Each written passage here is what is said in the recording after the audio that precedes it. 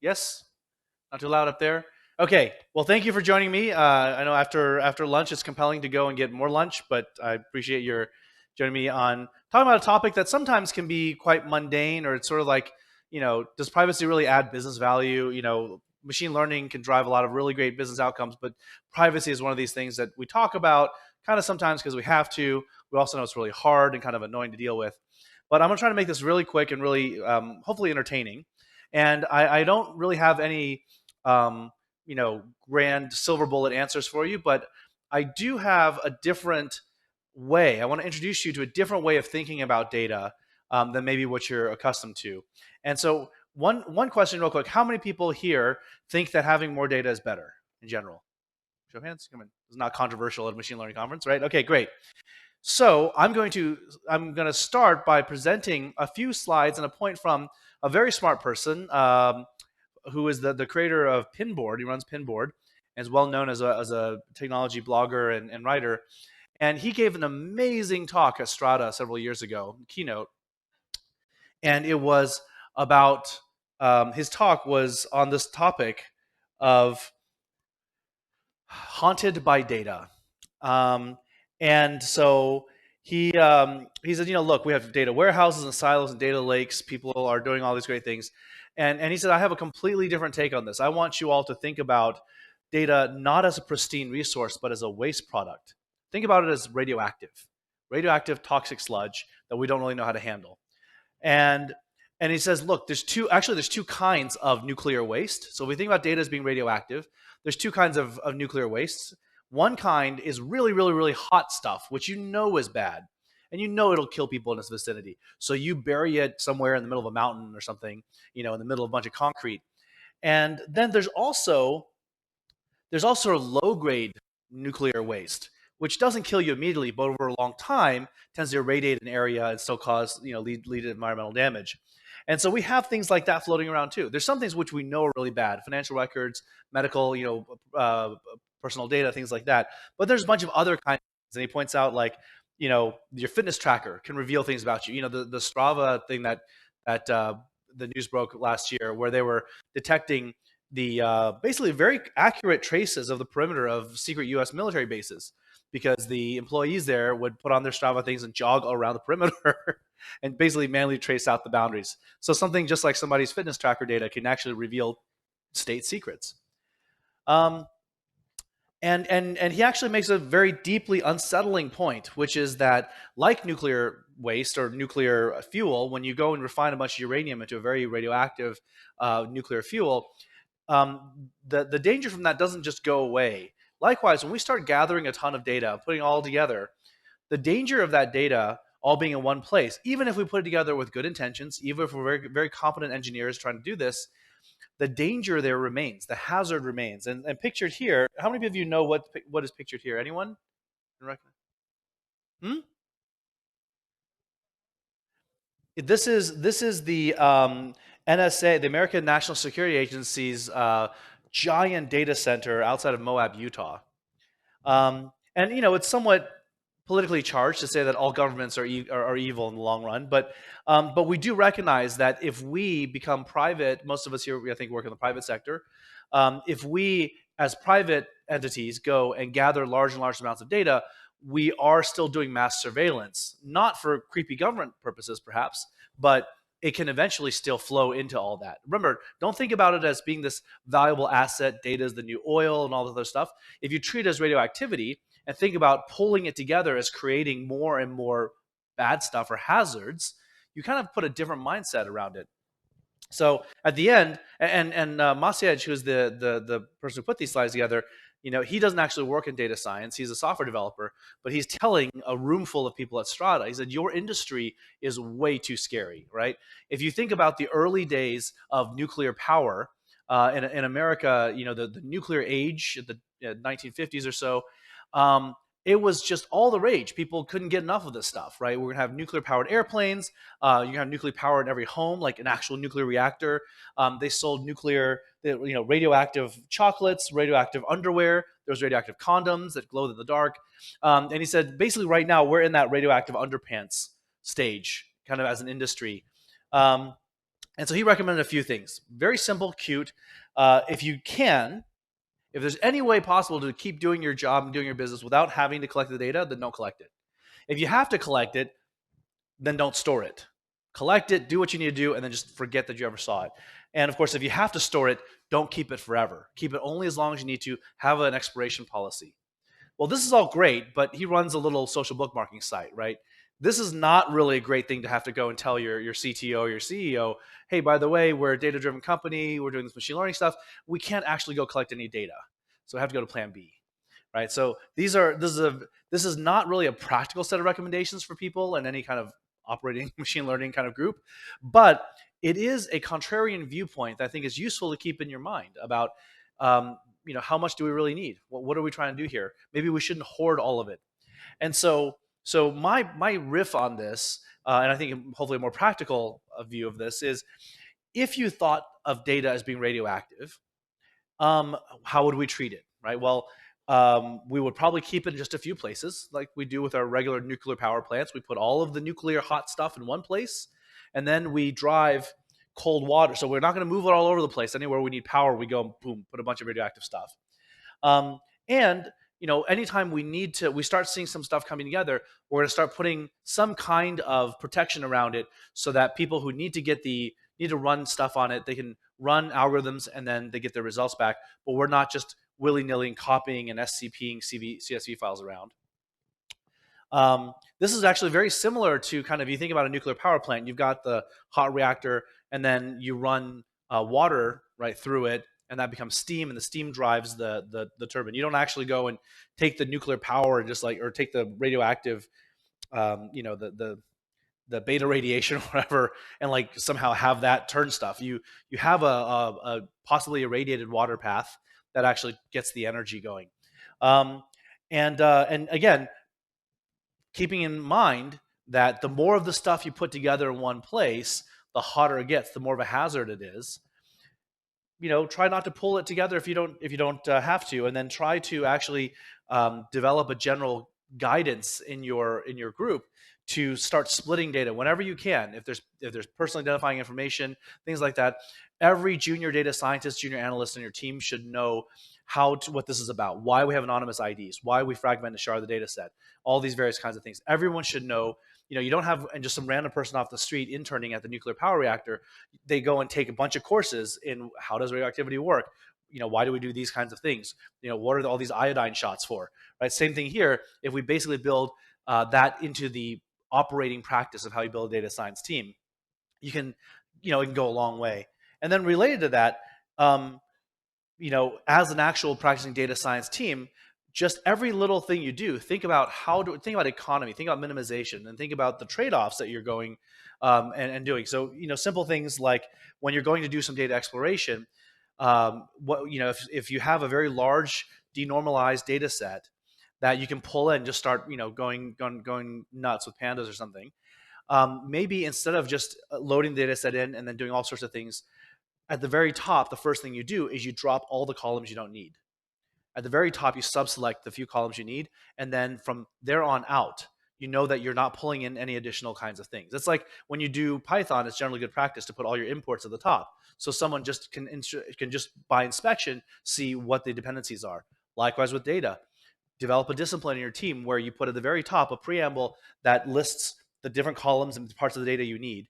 And once you have that, you know that everything else in the rest of the code, the rest of the notebook, the rest of the module, it's not going to go and grab random stuff out of here. So you can basically, at the very input stage to that process, you can minimize how much data you're exposed to. So all of these little things, I mean, there's, you can think of, there's hundreds of ways that you can minimize your exposure to data that you don't need. And if you engineer discipline around this, then you can minimize contamination. You can minimize the temptation for stuff to accidentally, imagine if later on in that script, if you didn't do that, later on in the script, you have random columns you're pulling out. Someone will say, well, how do I use this? And you say, well, you have to go and get this gigantic data set, and you can only run the script if you have this gigantic data set, because we don't know what columns it uses, right? This is the kind of thing that you can build better discipline around. And the other thing is, all of you as data scientists, you didn't sign up to be information security experts, but guess what? You're going to have to know something about it. Any information system you touch, any place where you run an analysis, any place where you might have stored or created some temporary files, those now become attack vectors. Those are places now you've taken this nuclear fuel and you've put it on the kitchen counter, you've gone and put it over here, you put it somewhere else. All those places are potential places of radiation. So learning the very basic concepts like don't invent your own encryption or compartmentalize access to different kinds of things. All of these things are things that as a data science team you need to be aware of because data is absolutely a place where people are going to attack. People are going to try to steal data from your company. People are going to try to embarrass your company, things like that. So that's it. That's just perfectly lined up with the bell. But if do we have time for questions, or is that the? Yeah, 5 minute bell. Great, perfect.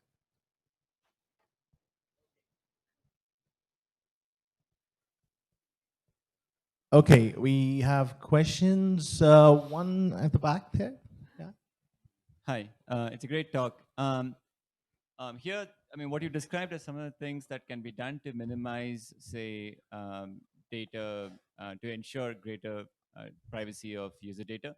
But in general, right, insofar as like companies being serious about it, what methods, knowing, as you pointed out, that more data leads to better models, what sort of incentives would make them take privacy more seriously?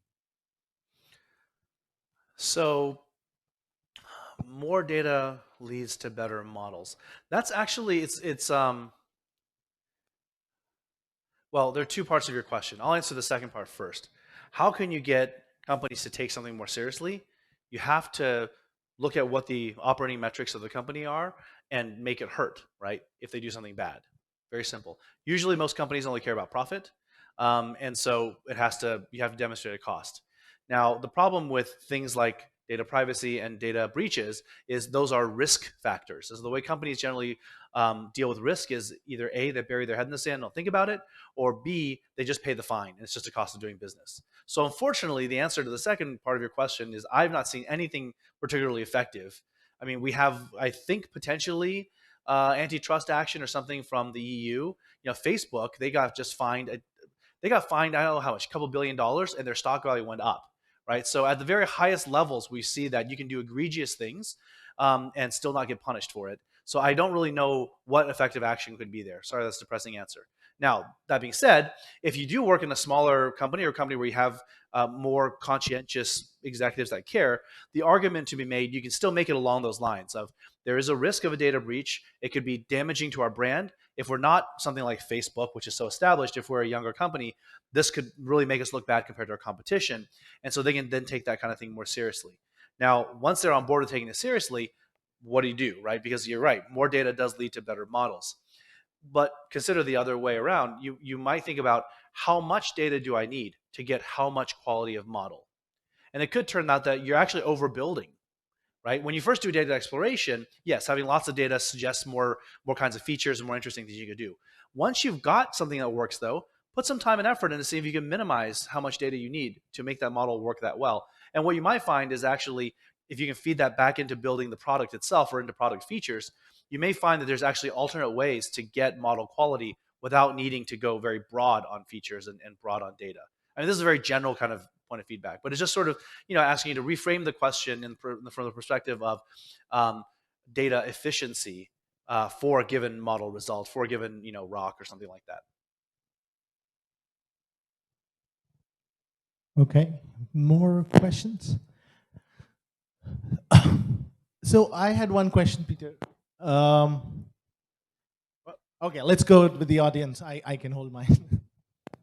So what I wanted to ask is how you trade off privacy versus a number of other concerns. So for instance, I work in payments and we use data to prevent fraud, which raises cost to customers and that kind of thing. Another major concern that a lot of people have, myself much less, is anonymous people on social media spreading memes that can shift elections and that kind of thing. Mm-hmm. With privacy, it's impossible to with sufficiently little data, you can't do anything of this nature. Right. Whereas with essentially transparency and prevention of keeping bad actors out is kind of in conflict with this. So how do you balance that out? Um, So answering that question in generality is hard. Um, there's difference between privacy and anonymity, right? The social media stuff, that's unfortunately a bad architecture of the social media platforms right now, where we provide arbitrary amplification of anonymous signal, right? So it's like, what's good heroin? I don't know, because heroin will kill you, right? So I don't know how to make that any better. So maybe if we take that set of concerns off and just kind of say, well, that's just kind of that, and we just need to burn it all down and build better communications tools. For the topic of when we do need to trade off identifying people, I guess the question there is, if it's to prevent fraud, then that's a authentication kind of issue, an authentication chain issue. Can you think about other ways that you can secure the authorization authentication loop?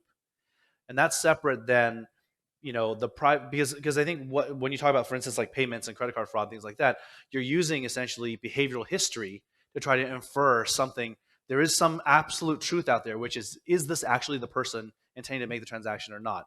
And unfortunately, because you don't have the mechanisms in place to get that hard objective read, you're trying to back into it by looking at a bunch of user behavioral data. So again, that's a trade-off that you're deciding to make, right? Should we go and put more energy into actually doing hard authentication versus trying to back into how likely is it that this is the actual person? Now, that's. I don't know if this is a good answer, a reasonable answer, but we could absolutely talk about this later. I'd love to kind of nerd out a little bit more. Any questions? Okay, just one last question, if there is any more audience questions. No? So I wanted to understand, like, how far is anonymization and kind of federated learning going to help us address some of this in any meaningful way? Because I see both sides of the perspective. We see federated learning being pushed as one of the ways to strip PII information, but then there are also papers which talk about how even anonymized data is not very hard to de-anonymize. Right. So I just wanted to get your perspective on it. Yeah, my view on that is that I think things like federated learning are good, kind of a generally good development. But at the end of the day, we have to sort of decide, what are we doing, right? Like, are we trying to be creepy about customers without the customers feeling creeped out? And this kind of gets to some of the other thing about, like, what is the actual thing we're trying to accomplish with all these different systems? Because I think a lot of what happens today is most people who use technologies that are powered by machine learning have no idea how much about themselves lives in the data exhaust, how much their digital shadow is predictive of themselves. And most people, if they knew, like, the fact that, we can tab complete emails now, right? Kind of cool, kind of creepy. If we could tab complete entire paragraphs that fill in personal, like, that would be really creepy. But on the other hand, that's what we have, right? So if what we're optimizing for is minimizing creepiness, perceived creepiness by the end user, then we sort of need to take a step back and say, well, maybe we should be more transparent to users about what we're actually doing. Because maybe users don't actually want that, right? So if all of these things are just trying to skirt around the creepiness bit, I think that's a whole bunch of, like, motion for no particularly good purpose. But anyway, that's kind of my feeling on it. I think that really the problem is one of needing to get users more educated about just how much of their information we need in order to do certain services for them. Well, I think this is an important question for all of us to think, because since yesterday we've been talking about data pipelines and storing everyone. And I think now that we talk about as data scientists or data engineers to talk about this, I think as a community, it'd be great for us to have and continue this conversation. And thank you, Peter, for setting a really nice context for it. Right? Big round of applause for Peter. Thank you.